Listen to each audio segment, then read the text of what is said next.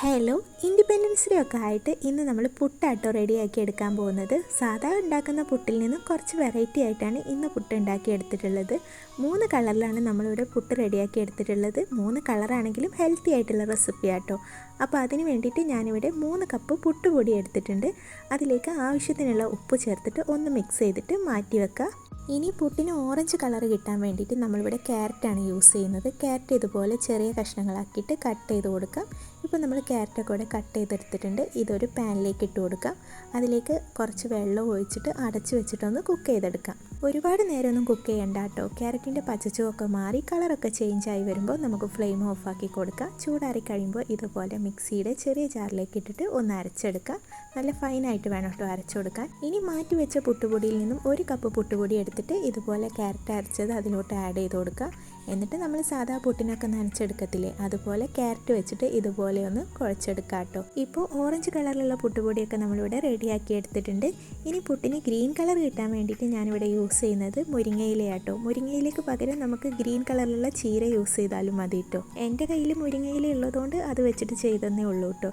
ഇതുപോലെ മുരിങ്ങയില തണ്ടിൽ നിന്നൊക്കെ മാറ്റി കൊടുക്കുക. ഇപ്പോൾ നമ്മൾ മുരിങ്ങയിലൊക്കെ ഇവിടെ മാറ്റി എടുത്തിട്ടുണ്ട്. ഇത് നമുക്കൊരു പാനിലേക്ക് ഇട്ട് കൊടുക്കുക. അതിലേക്ക് കുറച്ച് വെള്ളം ചേർത്തിട്ട് ഇതുപോലെ ഒന്ന് കുക്ക് ചെയ്തെടുക്കാം.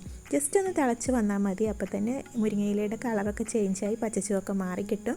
അപ്പോൾ നമുക്ക് ഫ്ലെയിം ഓഫാക്കി കൊടുക്കാം കേട്ടോ.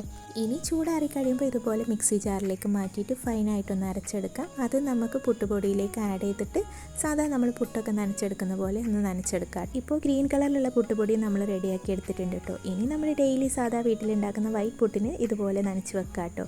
അപ്പോൾ 3 കളറിലുള്ള പുട്ടുപൊടിയും നമ്മളിവിടെ റെഡിയാക്കി വെച്ചിട്ടുണ്ട്. ഇനി എന്തിലാണോ നമ്മൾ പുട്ടുണ്ടാക്കുക ആ പാത്രം എടുക്കുക. ആദ്യം തന്നെ ചില്ലിട്ട് കൊടുക്കുക. ചില്ലിടാൻ മറക്കണ്ട കേട്ടോ. അപ്പോൾ പുട്ടിൻ്റെ കാര്യത്തിൽ തീരുമാനമാവും. ഇനി ആദ്യം തന്നെ തേങ്ങ ഇട്ട് കൊടുക്കുക. അതിലേക്ക് പിന്നെ ഗ്രീൻ കളറിലുള്ള പുട്ട് ഇട്ട് കൊടുക്കുക. വീണ്ടും തേങ്ങ ഇട്ട് കൊടുക്കുക. പിന്നെ വെള്ള കളറിലുള്ള പുട്ടുപൊടി ഇട്ട് കൊടുക്കുക. വീണ്ടും തേങ്ങ ഇട്ട് കൊടുക്കുക. ഓറഞ്ച് കളറിലുള്ള പുട്ടുപൊടി ഇട്ട് കൊടുക്കുക. ഫൈനലി കുറച്ച് തേങ്ങ ഇട്ടിട്ട് അടച്ച് വെച്ചിട്ട് നമുക്കിതൊന്ന് ആവി കൊള്ളിച്ചെടുക്കാം കേട്ടോ. ആവിയൊക്കെ നന്നായിട്ട് വന്നു കഴിഞ്ഞാൽ നമുക്കിതൊരു സെർവിങ് പ്ലേറ്റിലേക്ക് മാറ്റാം.